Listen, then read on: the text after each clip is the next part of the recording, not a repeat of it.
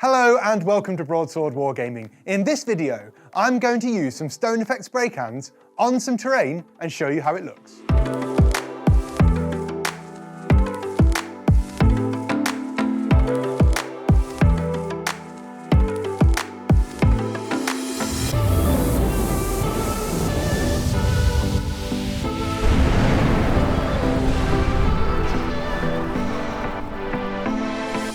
Hello and welcome back to the channel. If you're new here, please do think about subscribing for more videos to come, because for this one, I've got my hands on this Crelando Stone Effect spray.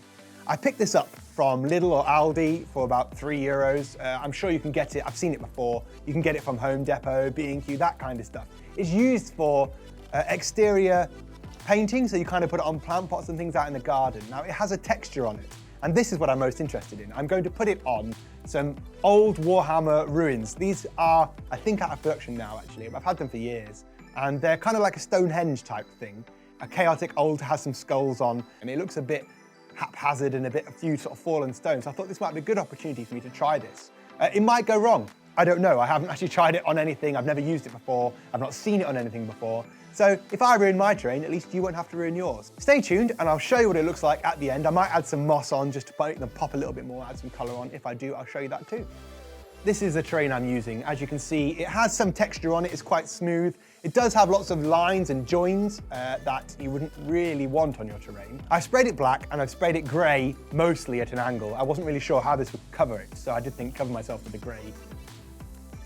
Do wear a mask, do wear gloves, but give it a good old shake and just spray it. I'm spraying this quite lightly from a distance and just coating it ever so slightly. I can add more, but I can't really take it away. The age-old adage is you can always put more on, but you can't take it off. And this is what it looks like. At the moment, I'm quite happy with it. As you can see, it has given it a nice effect. It's possibly a little bit light.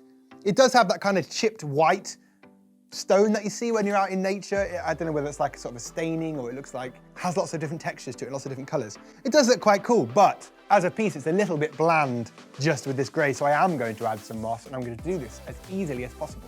I'm going to use the Lukes APS Fast Basing Glue and I'm just going to dunk it in the mid-green 2-in-1 flock. This is a really easy way to add this kind of effect, and actually this should make the gray look really nice. Just put a splodge of PVA on and dunk it in the flock. Flick it about, give it a little blow. Try and put it in the recesses or places you think moss might grow, but if there's a big blank space, stick it in a crack as well there somewhere. That's kind of what I've done, and I'm really happy with the results.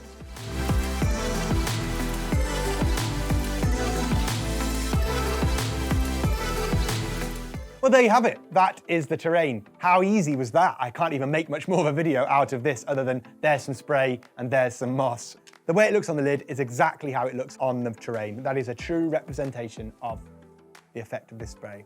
I love it. I'd like to try it out on some different terrain. I think this would work really well on MDF terrain that you might want sort of a pebble dash kind of look, or ancient ruins, stones, stuff like that. You could even use this on board build stones if you wanted to give it that nice uniform texture. I would recommend this. What do you guys think? Do you like the look of it?